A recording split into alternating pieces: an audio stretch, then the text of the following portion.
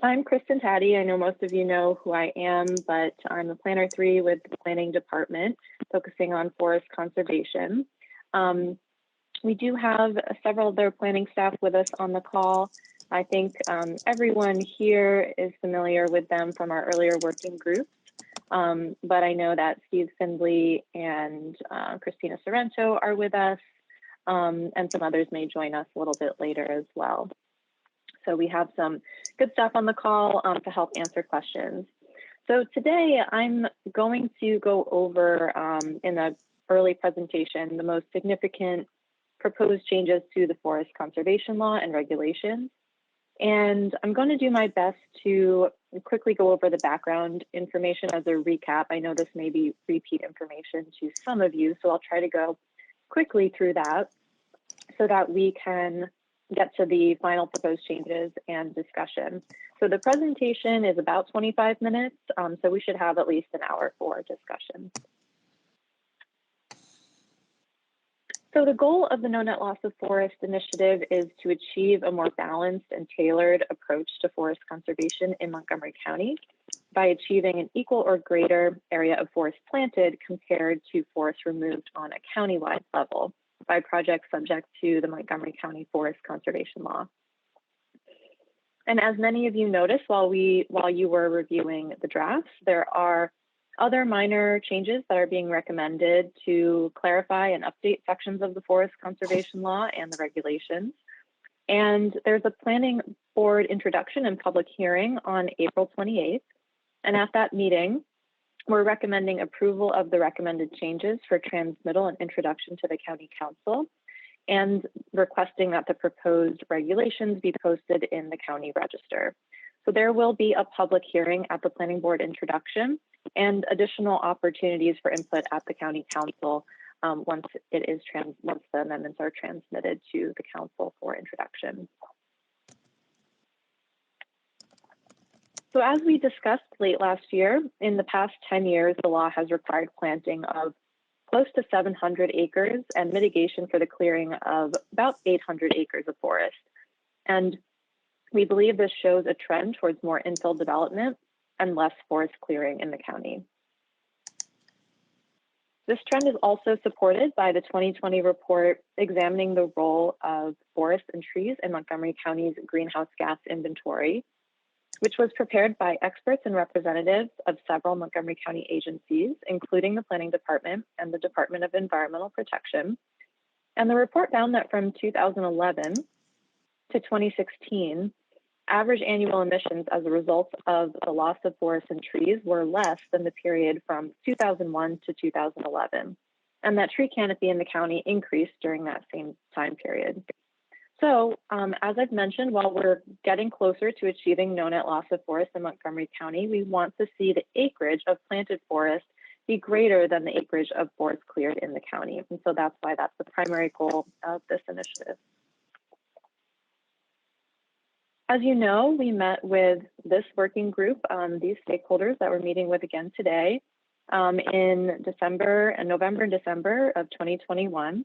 And the primary requests that we heard from all of you and discussed during the working groups were primarily for less forest clearing, including one-to-one replacement of forests, more forest planting, and creation of forest ecosystems. The concerns that we heard from the regulated community, so agencies and developers primarily, centered around the cost of increased mitigation. So cost of forest mitigation, we know it's expensive, and we know that opportunities for forest mitigation are few due to the latest state amendment, which severely reduced our ability to provide forest mitigation banks for applicants to meet these mitigation requirements. So we acknowledge that any increase in mitigation will also increase these costs. And we have worked creatively to propose an amendment that we believe carefully balances these requests and that would balance the competing priorities in the county, such as providing housing and mitigating climate change. So since we met last in December of 2021, as I said, staff has worked on this creative amendment, this approach that will carefully balance all of these interests. And we've basically incorporated the ideas that were generated during the working groups into draft amendments. And then these were circulated for environmental peer review, legal review, and the required state review from Maryland DNR to have the draft amendments reviewed for compliance with the enabling state law. So before I actually go through each of the proposed changes, I'd like to actually start by reviewing the results of two analyses that we worked on during and after the working groups. During the working group, as you'll remember, we tested possible amendments to Montgomery County's forest conservation law using 15 real projects that required forest conservation plans to comply with Montgomery County's forest conservation law. And we carefully selected these projects to make sure there was an even distribution of location within the county, development type, net tract area, zone, level of forest removal, and afforestation if it was required. And ultimately, we found that the proposed amendments, most importantly, the proposed changes to thresholds, afforestation, and required reforestation ratios, would result in higher forest mitigation required compared to forest cleared, and would incentivize less forest clearing wherever possible. So of the 15 projects that we reviewed, 7 of them removed forest.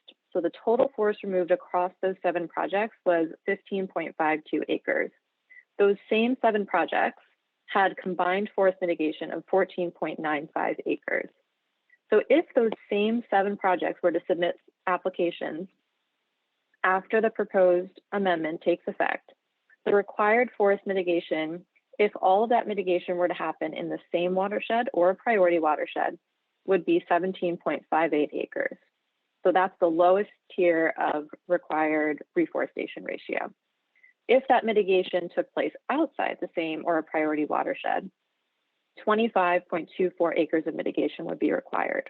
And the last line here shows the total mitigation required for all 15 projects, including the 8 that did not remove forest and primarily had afforestation requirements. So we also compared our proposals to the no net loss of forest amendments recently introduced by 3 other Maryland counties, Howard, Anne Arundel, and Frederick counties. These 3 counties were selected as they are comparable to Montgomery County in terms of population and landscape. However, I do want to note Montgomery County still has a larger population, a greater range of diverse landscapes, and the rate and expense of development is often higher compared to these other counties. So the amendments that we're proposing take all of these differences into account and are really a suite of tailored proposed amendments for Montgomery County. However, I think you'll see that we are proposing amendments that are comparable to what other counties have proposed as well. So Howard County increased their reforestation ratios and incentivized reforestation within the same watershed by requiring less reforestation if the reforestation was occurring in the same watershed as the project. Our proposal for Montgomery County is similar. However, we are proposing expanding the options for the lower reforestation ratio to any priority watershed, in addition to the same watershed as the project. In addition, the highest required reforestation would be 2.5 to 1 in Montgomery County compared to 3 to 1 in Howard County. So all in all, we have a very similar approach here. Anne Arundel County was the only county to increase forest conservation thresholds in certain land use categories, depending on location and net tract area when comparing these 3 counties. So we are proposing similar increases to Montgomery County's thresholds, but in the lower density zones where there's additional space for retention and planting rather than higher density zones. Also, these proposals would apply to any size project in those zones, regardless of their location. Frederick County increased their reforestation ratios, matching our proposal for Montgomery County's lower reforestation ratios, or a 1-to-1 replacement overall, whichever is greater. So it's important to remember here that reforestation ratios are one component of the formula that results in a mitigation requirement. In other words, as we saw on that earlier slide, a 0.5-to-1 reforestation ratio may result in greater than 1-to-1 mitigation required. So you'll remember from that earlier slide, we had 15 acres of forest removed across those 7 projects, but with a 0.5-to-1 reforestation ratio, 18 acres of mitigation would still be required with this new proposed amendment.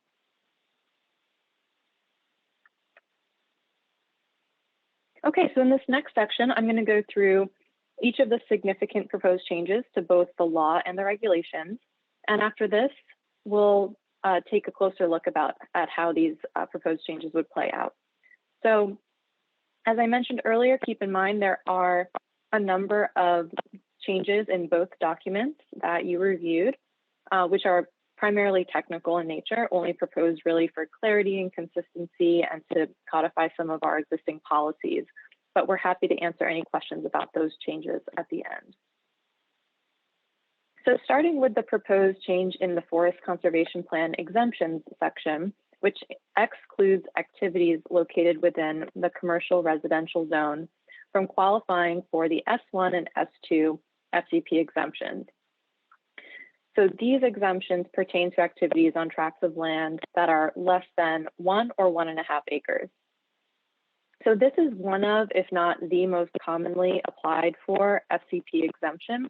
And these project types are also receiving high density. And while the FCP exemption may have some mitigation requirements by not needing to submit a forest conservation plan, these project types are currently receiving the highest density, but providing the least forest mitigation.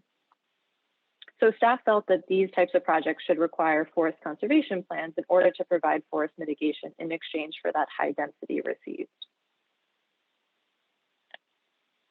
Staff are also proposing a requirement that natural resource inventories be approved prior to and submitted with any development plan.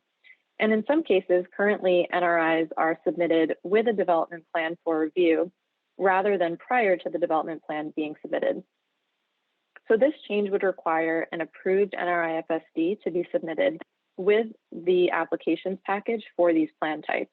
So this proposal would ensure that all environmental features are considered before development and are known and properly assessed at the time a development plan is being submitted to the planning department for review.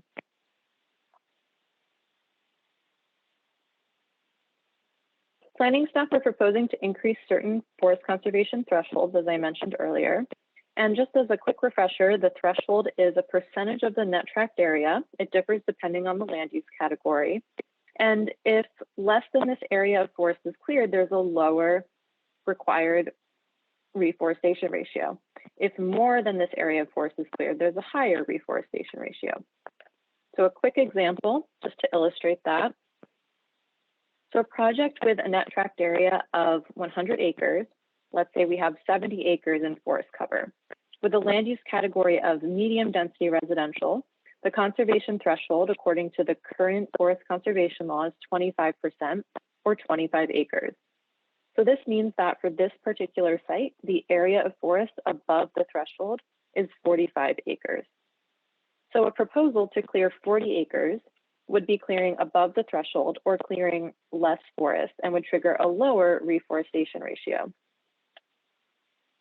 While a proposal to clear 55 acres would be clearing below the threshold or clearing more forest and would trigger a higher reforestation ratio of 2-to-1 in this case.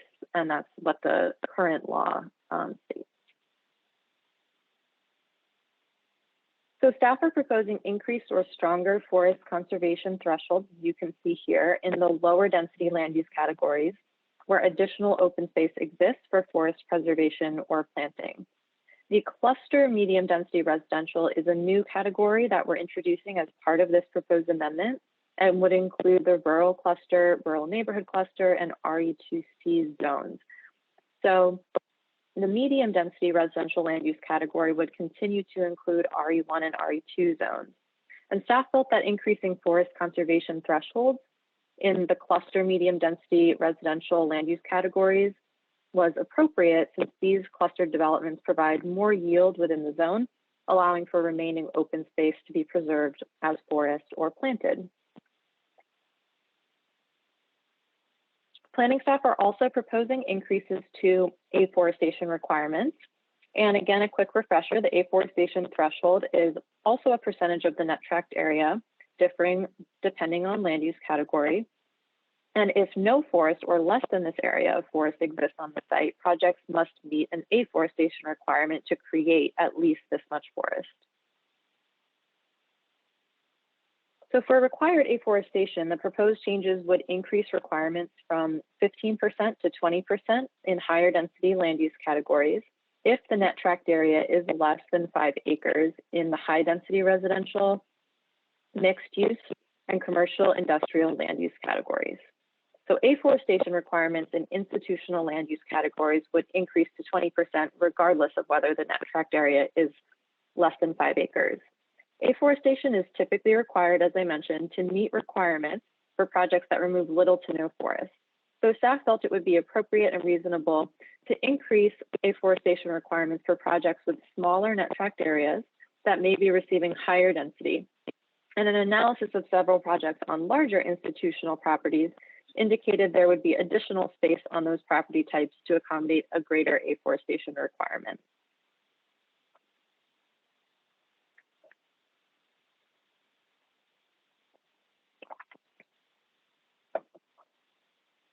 So staff are also proposing a new structure for the required reforestation ratios in order to incentivize mitigation in the same watershed as the proposed project or a watershed designated as priority for forest conservation by planning staff. These proposed changes would increase reforestation ratios from the current 1/4 to 1 for clearing above the threshold to 1/2 to 1 and 1 to 1, depending on the location of mitigation. The higher ratio would be required if forest mitigation were to occur outside of the same watershed as the project or a priority watershed. Staff's proposal would retain the current 2 to 1 ratio for clearing below the threshold, but this would increase to 2.5 to 1 if mitigation were to take place outside of the same watershed as the project or a priority watershed. So currently all unforested stream valley buffers must be reforested in special protection areas within the Patuxent management area.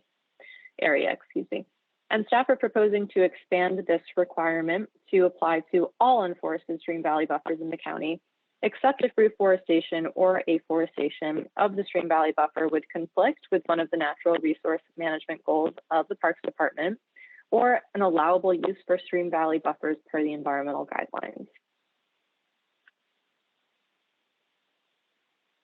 Currently, if an applicant finds that the forest mitigation required of them per the forest conservation law is not possible, they must provide the maximum possible on-site retention in combination with on-site reforestation or afforestation. Staff are proposing strengthening requirements for applicants in these cases, so they would be required to meet the remainder of required forest mitigation through a combination of afforestation or reforestation at a 1-to-1 ratio, or forest retention at a 2-to-1 ratio, which can occur off-site.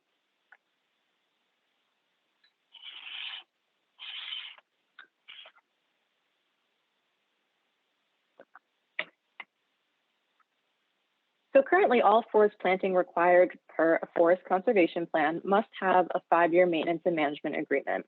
The change we're proposing here would allow environmental reviewers the option to require a maintenance and management agreement for protection of low quality forest stands, such as those with a high percentage of invasive species. So not all retained forest stands would require maintenance, but this change ensures that invasive management and supplemental plantings are provided when needed to ensure we're protecting and giving credit for high quality forest. Currently, applicants that propose to remove variance trees outside of forest must replant at a minimum ratio of 1 caliper inch replaced for every 4 inches of trunk diameter removed.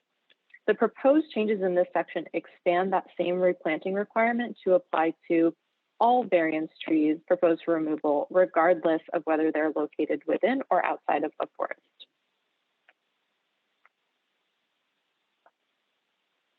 So this proposed addition would allow applicants and planning department review staff to work together to implement an alternative methodology to establish planted forest as required by a forest conservation plan, if it's appropriate.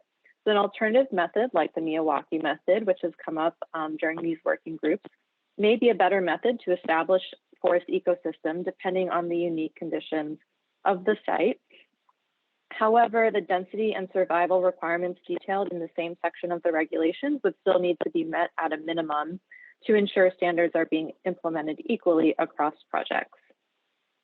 And in addition to the alternative method, we're proposing 2 new notes additions to forest conservation plans that would require notes to indicate whether downed woody material would be retained in retention, afforestation, or reforestation areas in order to build habitat, and another note to indicate whether soil restoration techniques would be implemented.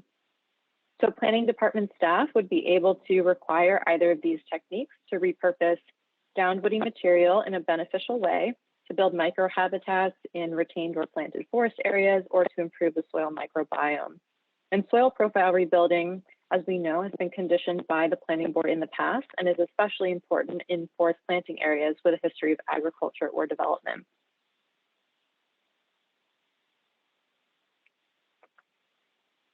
So currently, landscaping is the last option on the preferred sequence for meeting forest mitigation requirements. And it can be used to meet either a reforestation or afforestation requirement anywhere in the county. Staff are proposing to limit the use of landscaping to meet requirements. So if adopted, this change would only allow landscaping to meet both an afforestation or reforestation requirement in the equity focus areas of Montgomery County.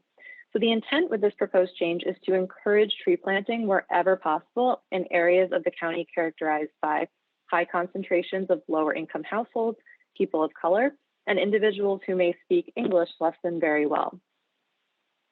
These are also the areas of the county where fewer trees and less forests exist, so we do want to ensure every option can be used to provide trees and green spaces for communities in these areas. Outside of the equity focus areas, landscaping would only be allowed to be used to meet afforestation requirements, which are required of projects removing little to no forests.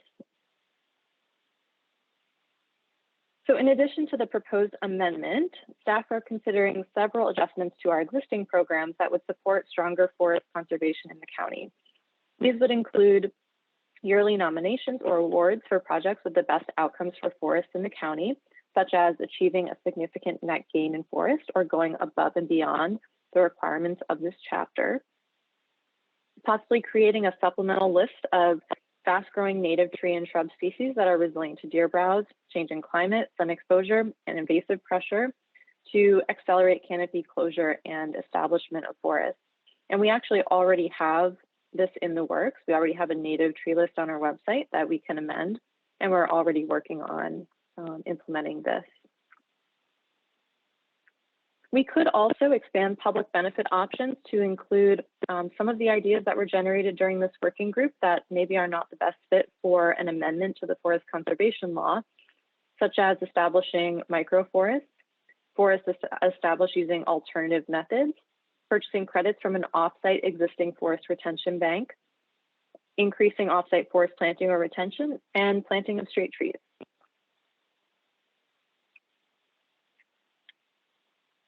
And there are also several supportive programs that we are hoping to encourage the County Council to consider and to perhaps work with them on to provide assistance to applicants who either go above and beyond the requirements of this chapter or propose affordable or attainable housing in meeting their forest mitigation requirements.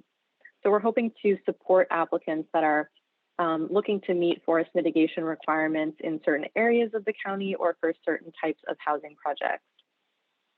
And also, we are requesting that the planning department's forest conservation staff increase, and that would help us increase capacity and increase our ability to support applicants seeking opportunities for forest mitigation within the county.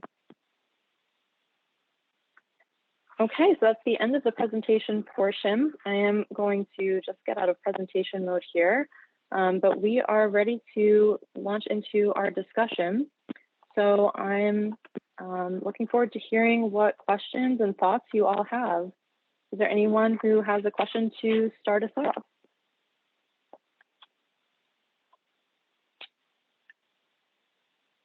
Hi, Eric, go ahead. I see your hand is raised.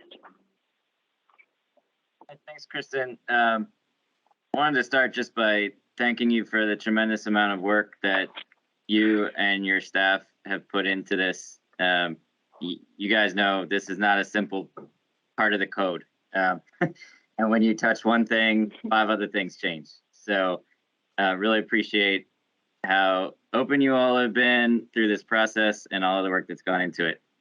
I have 3 questions. I'm happy to take turns with others or just put them all out now. But one question is on the stream valley buffers that have to be reforested. Is that reforestation subject to the regular requirements, or do they have to be reforested even if there is no base reforestation requirement that would otherwise be required? Does that make sense? It does. Yeah, it would be regardless. So one thing that projects could do if they needed to reforest an entire unforested stream valley buffer, but they had a requirement that was less than that amount, is they could put the rest in a forest mitigation bank. We would accept that.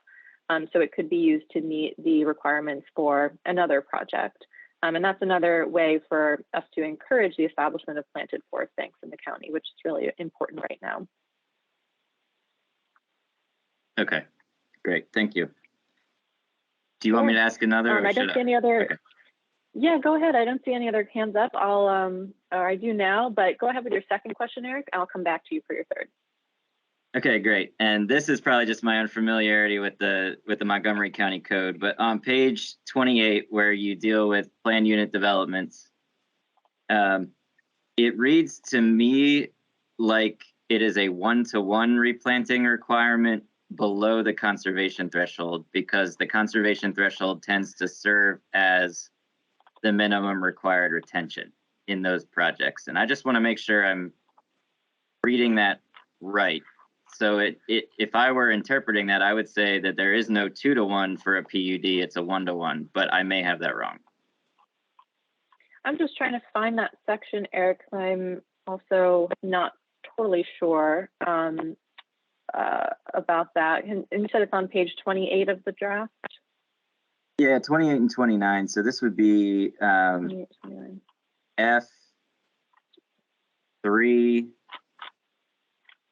where the strike throughs and underlines start. Yeah. Right. Okay. So you're asking about the situation where if an applicant finds that they're not able to provide all of the forest retention required by the chapter, what they're supposed to do in that case. Is that right? Yeah, and I guess specifically since earlier in this section, the minimum required retention is equated to the conservation threshold. One interpretation would be that this changes the conservation threshold requirement from 2-to-1 to 1-to-1 for these specific projects. And I'm wondering if that is actually in fact the case. I think that in this case, it would, so the thresholds would already have come into play by this point. So let me, before I answer your question fully, let me just get on the right slide here. I need to find it. I apologize. It's here somewhere. There it is. Okay. So, right. So if an applicant is at the point where they know what their forest mitigation requirement is going to be, they've gone through the worksheet, and let's say they have a 2-acre requirement. The way the law is right now, if they can't meet all of that through forest retention on site, I believe that they can do the maximum possible on site, forest retention in combination with afforestation. And it would all happen on site, if I understand correctly.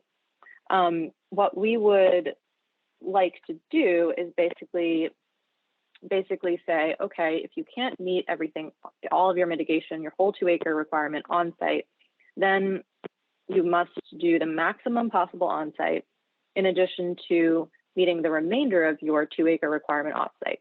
So let's say they can meet 1 acre on site, and then they have to find somewhere to meet the remaining acre off site. So the way that that would play out in this case is that they could do some sort of afforestation or reforestation off site. at a 1-to-1 ratio, or forest retention, like purchasing credits from a forest retention bank, if we're still within the 3-year window, at a 2-to-1 ratio. So they could either reforest an acre or retain existing forest, and that would have to be 2 acres in that case. Does that help? Okay, so yeah, it sounds like these are essentially multipliers for the requirements that are already calculated based on the basic ones elsewhere in the statute. Exactly. So right, so those Okay. thresholds, reforestation ratios, they come into play earlier on, and then once they have that mitigation requirement, this section sort of dictates how they have to then meet it if they can't meet it all on site. Great. Okay, thank you. And then the last thing I had was just Sure. a clarification. In the example that you showed about the 100-acre site where you're clearing the 45 above the threshold and then you go the extra 10. I just want to make sure I understand how the county interprets this. So when they do the one that goes below the threshold, if they were to clear the full 55, it's only that 10-acre increment that's subject to the 2-to-1, right? The other 45 would still be subject to the 1/4-to-1 or the 1/2-to-1 under the bill. Is that right? Yes, I believe that's true. Okay. I believe that's true. Just wanted to make sure that was the same as other that's a counties. good point. Yeah. Okay. Yep. Thank you. Thanks, Eric. Great. Okay, Bill, your hand is up next. Go ahead. It is. Well, I'll start by saying I too commend the planning department for taking this first effort to start to try to achieve some of the climate action plan objectives. I think there's a lot of good information and additions in this proposed amendment. I have a couple of procedural questions, most of regarding the decision makers. So I see that in some cases it says, in addition to the planning director, the planning director's designee can make decisions. Am I to assume that that designee will be the assigned reviewer, or is there somebody else in the chain of command? Yes, it's planning staff generally. So it would start with the environmental reviewer, but obviously if needed, they could rely on other planning staff, perhaps chief of their division if necessary to make certain decisions. But yes, that's definitely the way it works. And is that the same in regards of where you use may and when appropriate? Is that a planning department decision in those factors? Yes, I believe it would be. Okay. And in some cases, you identify the planning director or the planning board as the decision maker. Is there any consideration for using that terminology in all places? We can definitely take a look at the sections if you have concerns about that. There may be reasons beyond my knowledge for why it's worded in a certain way. So if you want, we can chat about that offline. But I think generally, I know that planning director and planning board are sometimes referred to within the same section when it comes to who's making those decisions, and other times it just says the planning director or the planning board. So if it just says planning director, it means planning director or planning staff. If it says the planning board, it has to go before the board. If it's an either or decision, I think it tends to default to staff, but it can, escalate to the board. But I see Christina's joining. Maybe she can add some information. Sure. Yeah. So sometimes if it's an either or, it just depends on whether it's the type of plan that has to go to the board, or whether it's the type of plan that has to go to the planning director. So that's why you have the or. But otherwise, anything that says it has to go to the planning director needs to go to the planning director. We don't usually have the planning director interchangeable with the planning board interchangeable with the planning director, because they're looking at different things, and we want to make sure that the planning board does look at specific types of, usually larger development and larger impacts. So. All right, my last question is in regards to non-forested wetlands or priority planting areas. And it says they may be left unplanted when appropriate. How is that going to be determined? What section are you in? Bill? Can I just Section 14E2I. Okay, give me a moment to pull that up so I can get a sense for what it is Sure. we're looking at. And by all means, you can move on to other questions or comments while. So you said section 14, and I'm sorry, continue. Oh. E2I. I don't think we have a section 14 in the law. Well, you is it provided two please- documents. One was internal for the board draft and one was the council legislative draft. One was the law and the other was the regs, unless I missed something there. So the board regulation, is that the document that you're in, or are you in the other document? Well, Or I is it suspect that it's in the draft at board bottom? regulation if it's that segment that's not Okay. included in. They're both relevant, are Okay, they great. not? They are indeed, and we're making changes to both of them. I just wanted to make sure I had the right document up to answer your question. And I was looking at the law before, so I must have been in the wrong place. So give me one moment. Let's see. And if it's too much, by all means, we can talk offline. You know, we can address this in another forum. I Sure. just had the question. Understood. Yeah, I think because it is, or maybe I'm missing something, but I don't think that that's one of the, the major proposed changes. It's just one of the sections that already exists. Maybe we can move on from that just to save us some time, Bill, but we'll follow up with you and have a quick meeting and we can try to get to the bottom of that question if that's okay. Yeah. Sure thing. This is Steve Finley. Hi, Bill. I know that as part of our discussion about requiring reforestation of stream valleys, that we did consider that in some cases, particularly the Parks Department may have different natural resource management goals for an area that might be better served by not, reforesting all of the stream buffers, and particularly, things like wet meadows or wetlands or other areas that are being managed to provide a particular kind of habitat. And I do think that we tried to include some language that allowed for that consideration. And so that may be what that refers to.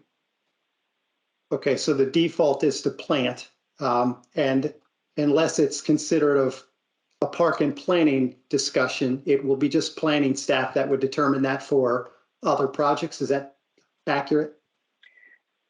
So for the requirement to reforest stream valley buffers, which I didn't realize, Bill, if that was what you were asking about. So if that's the case, that I think would be determined, in consultation with the Parks Department, because if the Parks Department states that you have a different management goal for that space, then I believe it would default to, that type of ecosystem, even if it was reserving that space for creation of that type of ecosystem in the future. So I think planning staff would work with the Parks Department and listen to what your management goals are in order to make that determination. Yeah, that's how that would work.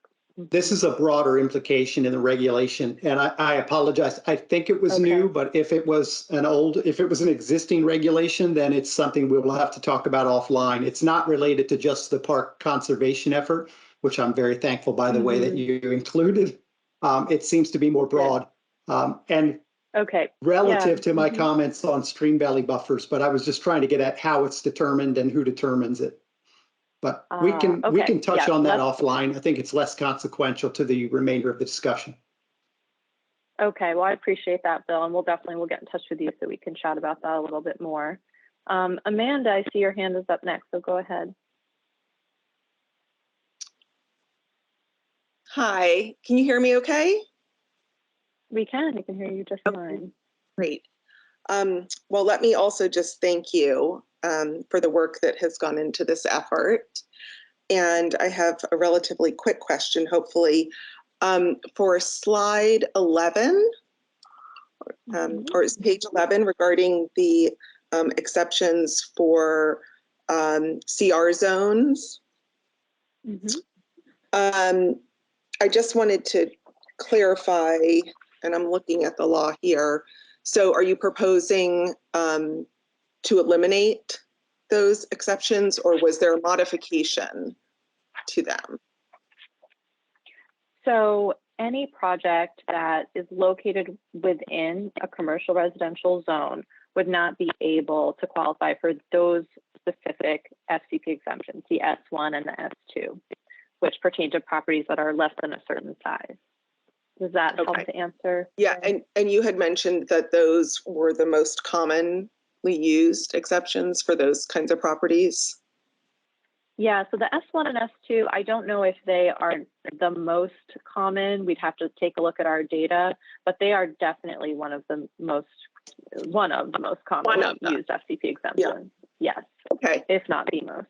Mm-hmm. Okay. Thank you. Sure. No problem. Okay, let's see who's next. Hi, Denise. It's nice to see you. Go ahead and you can ask your question or if you have a comment. Great. Thanks so much, Kristen, and to all the planning staff, of course, for putting together the proposal, and of course, along with all the work group meetings that you had towards the end of last year as well. You know, as representative of not only ANS, but of the Montgomery County Forest Coalition, we appreciate the collaborative effort that we've had on this and looking forward to doing so as it moves forward in planning and then council. So I had two questions, more of like procedure, I guess, questions. So one is, I know that in your various communications, and I think earlier in this presentation, you mentioned that there will be a hearing on the 28th, and I believe that the planning board website has not been updated quite yet to reflect that.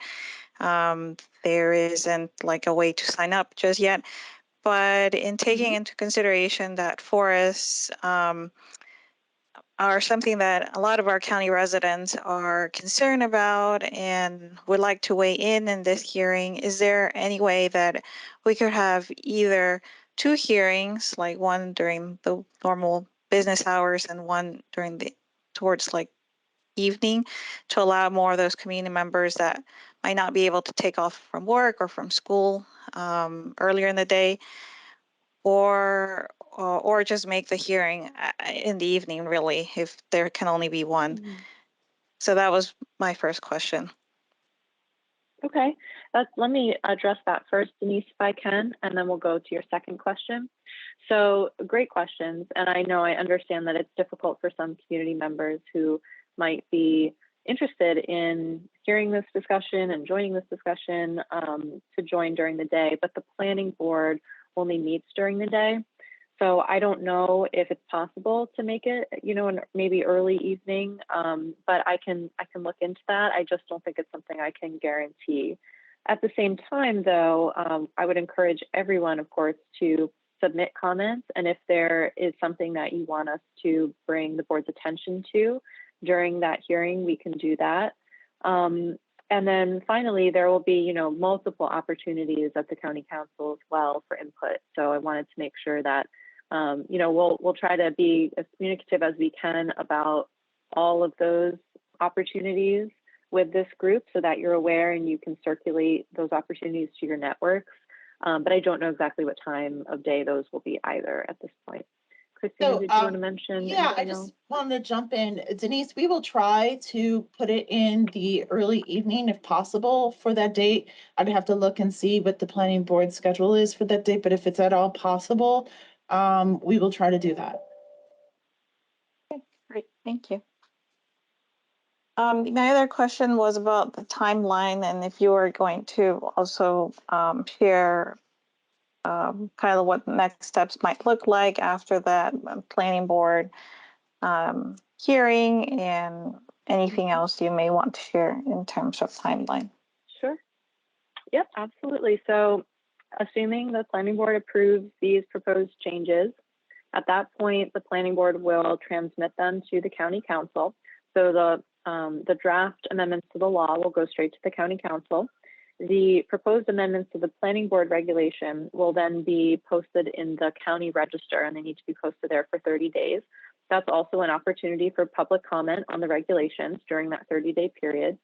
And then once that 30-day period is up, the County Council can schedule an introduction of both the proposed amendments to the law and regulations jointly. So it's, I believe, just an introduction, and then after that, there will be a 30-day comment period, public hearing. I think at some point there's a public working group as well. And then finally, there will be a vote. So the exact order of that and the timeline is a little fuzzy to me, but County Council staff should be able to answer any questions when they get to that point. So as we know more, we'll definitely keep you informed, but that is as much as, that's as far as the timeline will go at this point. But we're hoping that we can get this through by the early fall. That's the timeline the County Council has told us they'll need to work on here.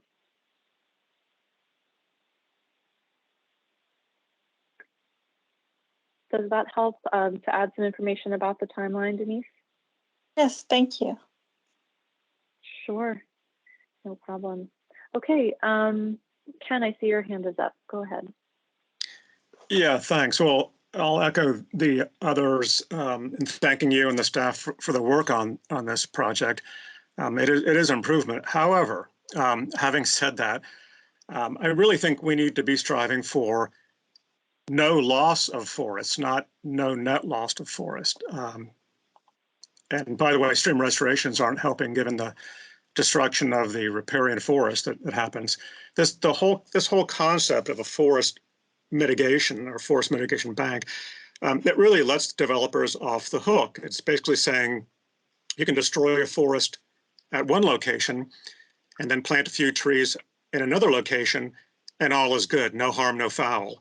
The whole concept basically is environmentally corrupt. You simply can't replant a forest. And I understand the issues of takings, as some people would say, and preventing people from doing what they want on their property. But I think the discussion has to be had. I just think we're kidding ourselves by thinking that the mitigation can be done and we're back to where we were, even if more trees are planted than were destroyed. Okay, so let me address a couple of those points, Ken. I think we've met with you outside of the working groups and had many of these discussions, and we're definitely willing to continue having those discussions with you. But I will just say there are a couple of things that we can't do here, and we can't create a forest conservation law that is where the mitigation is so expensive that it prevents development. We can't create a forest conservation law that says you cannot remove forest on your property. We can disincentivize it. And I really believe that with these stronger requirements that we're proposing, that it will be disincentivized as much as possible. It's going to be really difficult, I think, especially with the situation with banking right now, for applicants to meet requirements, in the same or priority watershed. So they're going to, look to minimize the amount of forest removal as much as they can. So just keep in mind what we can and can't do here. And the other thing is that, we have competing priorities. Unfortunately, forest conservation is competing priority with things like affordable housing and creating more housing in the county, which is really necessary. And we can't create mitigation requirements that are so expensive that it prevents those goals from moving forward. At the same time, we need to do things like mitigate for climate change, the effects of climate change. So we need a stronger forest conservation law that incentivizes more planting and more protection of our incredibly important existing forests wherever possible to aid in that effort. So we've had to really balance both sides of this. We've had to say, okay, we need a stronger forest conservation law, but we need to do it in a creative way where it's not becoming a burden or not cost effective so that the county can meet its housing goals, for example. So just a couple of points to sort of address that. And I know we've talked about all that before.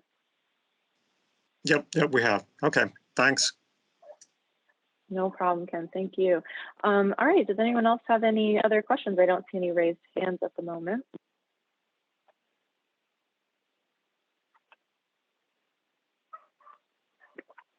Let me see if let's see what else we have here.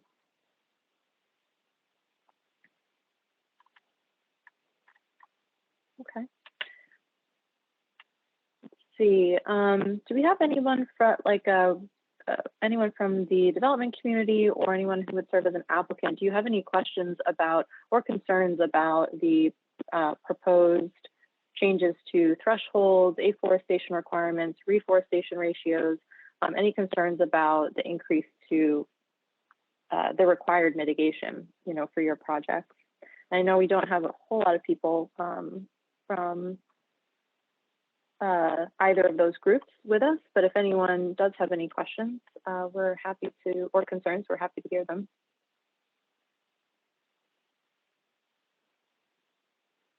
Yeah, it doesn't look like a lot of them have joined today. Right. Okay, Bill, I see your hand up, and you're certainly fall into that category somewhat, so go ahead. Well, to a certain extent, but to be honest with you, I'm really just speaking. I'm going to share my comments because I had only asked questions before. But in general, go ahead. I have the following suggestions. I suggest that planning consider removing the requirement for retention area and forest adjacent management. I like where you're headed. I think we're just a little bit, I think it's a little too soon. I think more discussion needs to be had. I don't think it's fitting of the intent to stabilize planting for long-term sustainability. I don't think it's ecologically sensible in a lot of cases. And as it pertains to parks in particular, it involves complications of the county's pesticide regulations and the department's pesticide practices. And so while I think it's I generally support it moving forward, I think it's just a little too soon. Okay. So that's my first thought. It would cost us, just to give you some, yeah, please. Yeah, please. Yeah, go ahead, Bill. Oh, well, I would say yeah, no, we're spending about, and then I'll jump in. Yeah, we're spending about $2,500 an acre on N&I maintenance alone, which is not inclusive of staff costs. And from an ecological standpoint, the average seed bank exceeds the 5-year maintenance term. That max 5-year maintenance term that would be happening, the average seed bank for N&Is alone exceeds that in many cases. So it's not going to be a sustained impact. It's really just a temporary impact. And so for that reason, I think it's a little too soon to make that recommendation. Thanks. That's a good point. So just to be clear for everyone, and actually let me go to the right slide here. Give me one moment. Put it down here. Here it is. So just to be clear, you're referring to this proposed change, which would add an option for environmental reviewers to require maintenance of retained forest stands, right? So invasive management, for example, of any existing forest that might need it, or potentially even supplemental planting. And your concern primarily is around just the cost that would entail. Cost and practicality, because it's not going to result in a sustained benefit. I think it's a little excessive for both, well, for any of us who are doing development. Got it. Because it's really necessary to do that beyond the 5-year maintenance agreement in order to be effective. Absolutely. Okay. My second suggestion is to consider removing the planting requirement for all stream buffers. I can give you numerous examples where such plantings have failed miserably. We've supported most of those and been involved with most of them, but I took a look at one area of Goshen where planning did a 20,000 tree planting and parks did an 8,000 tree planting. And many stream valleys are frequent flood habitats that do not sustain woody plant growth. And so I think that needs to be considered moving forward. If nothing else, soften the language to a may be required if suitable. Or consider the government consideration application where you write that planting sequence noted, you can add A and B, which would include that the planning board could consider not requiring planting in the stream valley if deemed unnecessary or unsuitable. If planning should go forward with this and adopt it, I would certainly recommend no metal or plastic deer cages in those areas because they just get washed downstream and become pollution. We're starting to use wooden stake biodegradable tree enclosures. And so that would be a better option.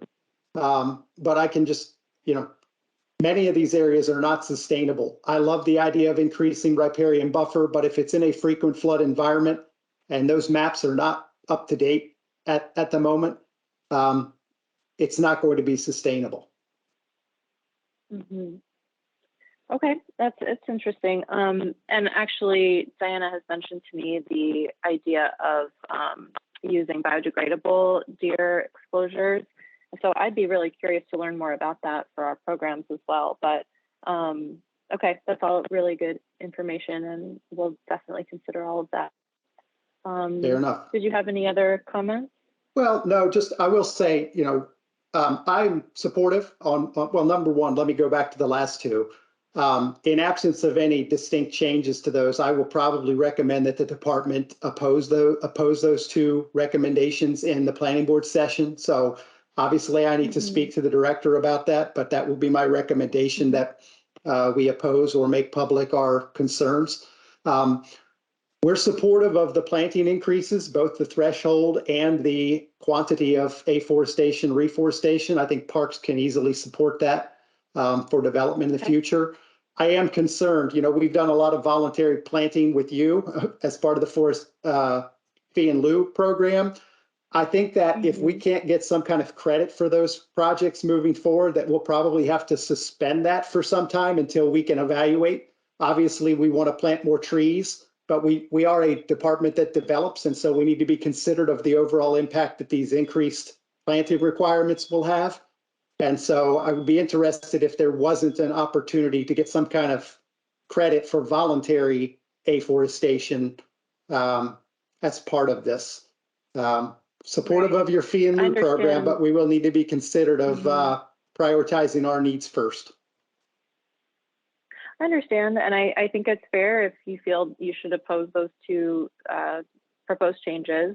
When it comes to fee in lieu, because that funding is contributed in lieu of another applicant meeting a requirement, we can't offer additional credit for those plantings. But I understand what you're saying, that is taking up park space in order to meet another applicant's requirement, which may or may not be the Parks Department. So I understand where you're coming from there. We really value that program, and if there's a way we can continue it, I think it's really important, and it's part of it's not the only program we have, but it's certainly our longest lasting one. So it would be a shame to do away with it after so much time and investment. And we have a lot of long-term maintenance goals for all of those plantings too. So I think it goes above and beyond what is required of the forest conservation law, because we have staff that are dedicated to those to ensuring that those projects become healthy forest. So that's just my perspective, but I appreciate all of your thoughts and your concerns, Bill.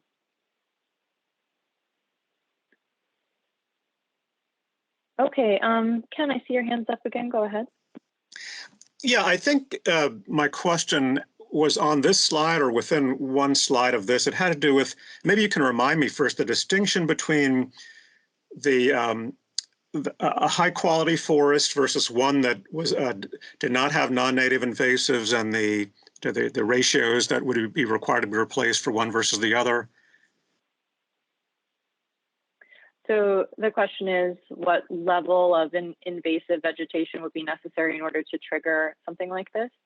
Yes, let me just, I'll flesh that out just a little bit more. And then, in my experience, and I've been a weed warrior supervisor for 10 or 15 years, and many years before that, just this weed warrior supervisor, and just hiking in all the Stream Valley parks. And there are hardly any areas that aren't arguably, and there are a lot of exceptions, but a lot of areas are overrun with invasives. So I'm scratching my head a little bit about how someone looks at a plot of land and says, oh, it's overrun with invasives. It's not considered a high quality forest. So just one example, walking along Lower Watts Branch, beautiful forest. This one area is completely overrun with wavy leaf basket grass, for example. You know, is someone going to look at that and say, well, that's a not a high quality forest? It seems like it's a real rabbit hole if you're trying to classify a forest of being high quality versus non-high quality just on the basis of invasives, when if you went in and removed the invasives, it would be, you know, perfectly fine forest. Right. So the term high quality forest, when we're using that very generally, it's not necessarily something that we're defining, right? But I will say, you know, the way we typically go about assessing a site like that is going to be, are the invasives dense enough, and are they, you know, invasive vines, for example, that could severely outcompete young trees, or is it a forest stand comprised entirely of invasive trees? So the question is, you know, are the invasives threatening the forest in a way where it could be, or maybe is already not considered high quality, I'm using that term generally, native forest? And there are always going to be invasives. You know, that's something that I've certainly learned over the past couple of years, that you have Japanese stiltgrass in many of our existing forests. That's an invasive, but it's not, and it's certainly a threat to understory, to shrubs, but it's and to ground cover. But it's not going to necessarily outcompete young trees. So it's going to be a judgment call, and it'll come down to the environmental reviewer to make that determination. But if there's proposal to protect, let's just say, an area of forest that's dominated by invasive pear trees, then that's a situation where we'd want to lean on this, you know, proposed section of the law and implement a maintenance agreement to remove the invasives and do supplemental planting if necessary. So I think it's going to be really in extreme cases where we shouldn't really be offering credit for areas of forest where invasives are really a big problem and are going to be a long-term problem for the health of that forest. Yeah, thanks for that. I know I get the sense of what you're saying, but suggestion might be to try and put some of that down in writing, just so it's more, puts it more in the realm of objectivity, if you see what I'm saying. Mm-hmm. Yeah, and I do understand what you're saying. There are a number of judgment calls like that where we refer to the professionalism of our, you know, forest conservation staff. And I think this might be a situation like that as well. And every site is so different that it becomes a challenge when you're trying to get so specific with what would and wouldn't be required. And if you are so specific, you might exclude things that should be included. So that's one of the reasons that the language is general. It's purposefully general because it's impossible to predict, you know, the unique conditions and needs of each site that might come in for review. Good point. Thanks. Sure. Not a problem. Okay, let me see if anyone else has their hand up. I don't see any other hands up. Anyone else have any questions or comments, thoughts, concerns? We're here to listen, and we've got some time still.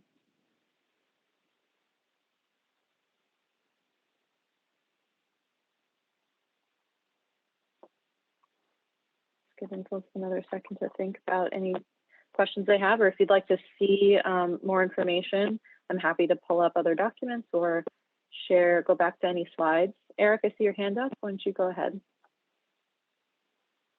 Thanks, Kristen. I'm wondering, maybe in follow-up to this meeting, if we could look at the larger projects specifically as a subset of all of this. One thing we've seen in other counties is that tends to be where the net losses are greatest, at least within a site itself, the larger, highly forested tracts. And I understand that that's not necessarily the preponderance of development here, but I think it might increase the comfort level of the folks that we've been working with to look at that subset of projects specifically and see how these changes would affect them.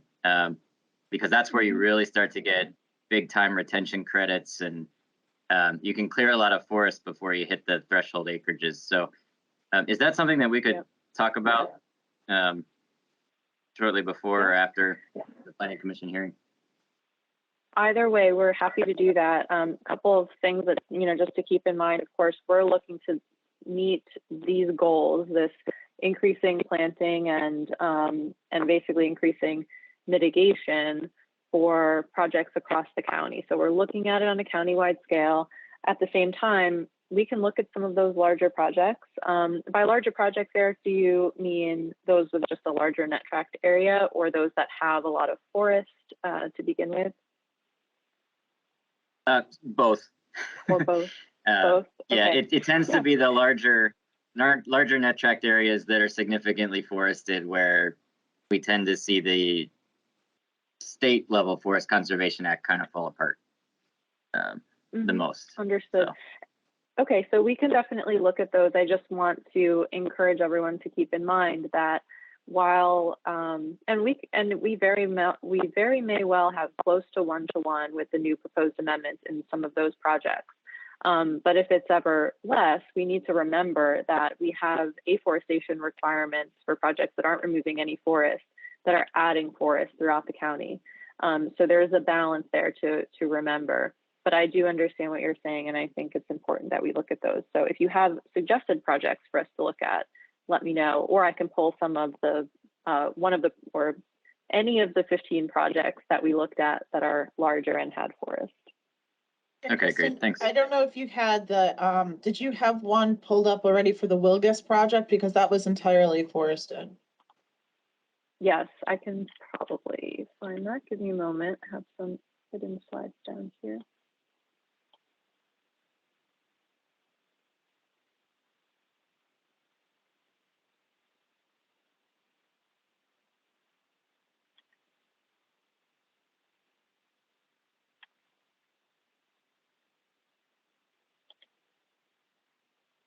Here it is. Okay, so this is a good example. We can talk about this now, Eric, if you'd like. So this is the Wilgus project. Amanda Farber, you've brought this up a number of times as well. So all forest on this site was cleared 11.3 acres, and the required forest mitigation was 8.15. And I believe the plan is to meet that offsite in a forest mitigation bank.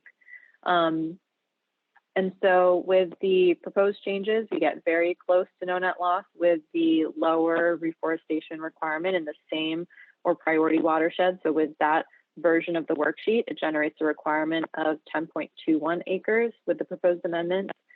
If that requirement were to be met outside of the same or that priority watershed still within the county, it would generate a requirement of close to 16 acres. So this is why we're saying that we believe the new approach disincentivizes forest removal.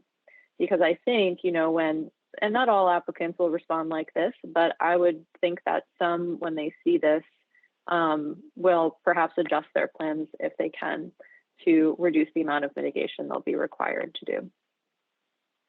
Yeah, and ideally that's, in many cases what we want, right? Is the trees not to come down in the first place. So cool, exactly. This is helpful. Thank you. Sure, absolutely. And yeah, like I said, if there are other projects, I can look through these slides a little bit better to get a sense for which have the larger areas and more forest and how those mitigation requirements shook out. But if there are others that we haven't looked at together yet that you want us to do this exercise for, we can definitely do that. So just let me know. Okay, thanks. Sure. That was a good idea, Christina. Okay, let's see. Did anyone else have any thoughts? Feel free to jump in.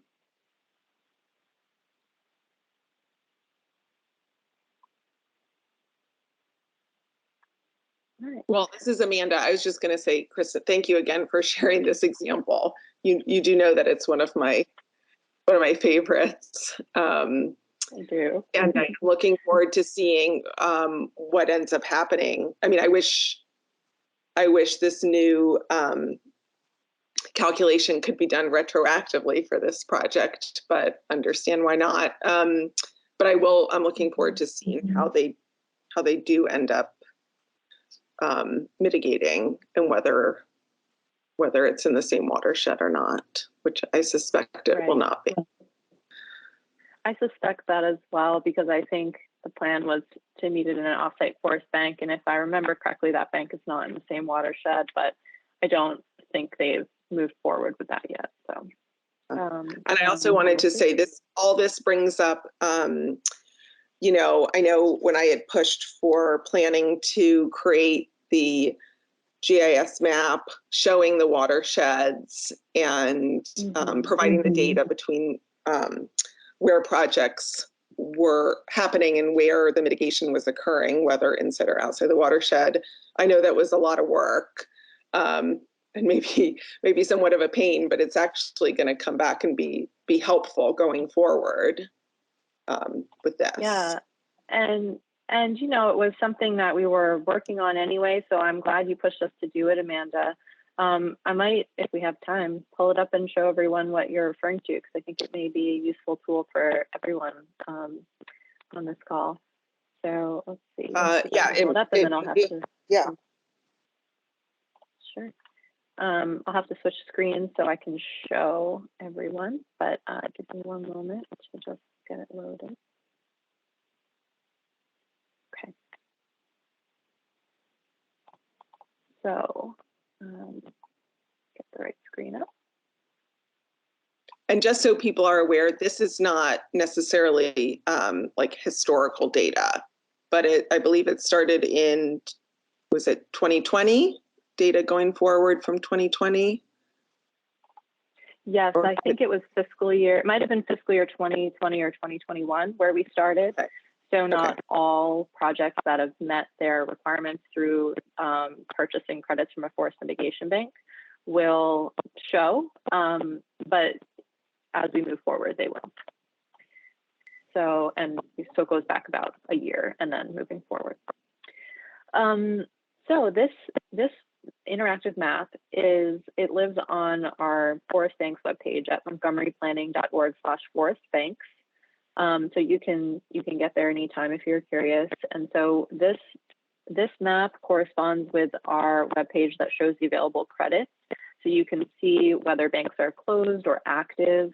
And if it's active, that means it's actively selling credits. We only have one bank selling credits right now.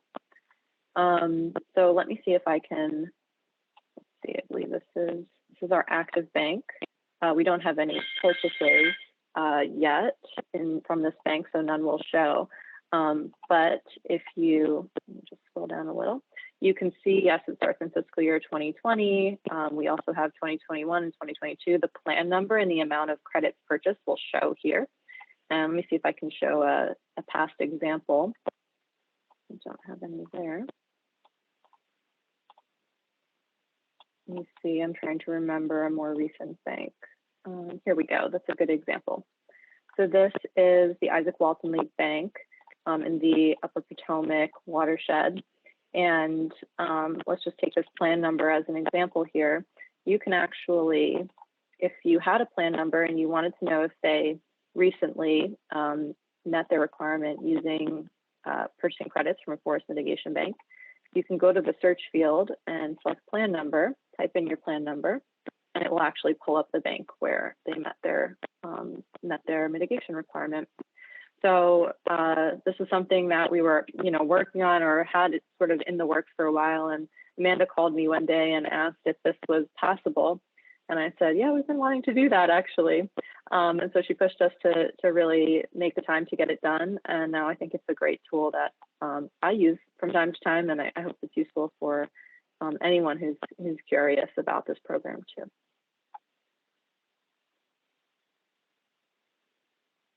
Any questions about that while I'm on this page? Thanks, Kristen. Sure, no problem, Amanda. Thanks for bringing that up. Okay, stop sharing them. Okay, any final thoughts or questions from anyone? Well, it's been really great to speak with you all and hear your thoughts and your feedback on the proposed changes. And I really appreciate how you've all worked with us during this process and for all of your patience, because I know this is a long and complicated process. And I'm hopeful that, you know, we'll see you or hear from you or both during the public hearing on the 28th. And we'll see if we can get that timing for that meeting changed to as late in the day as possible to meet your request there, Denise. Anyone have any final thoughts before we close out?